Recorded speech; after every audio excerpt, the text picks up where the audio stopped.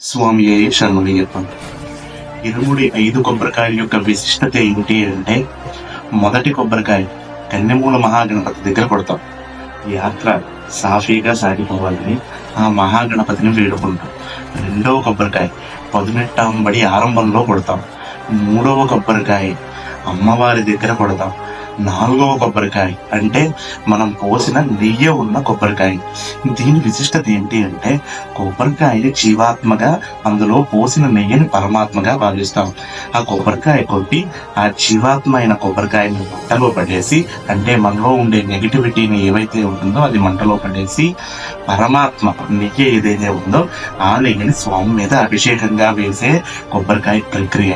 5వ కొబ్బరికాయ 18 ఎండింగ్ లో కొడతాం. పునర్దర్శన ప్రాప్తి కోసం 5వ కొబ్బరికాయ 18 దగ్గర కొడతాం.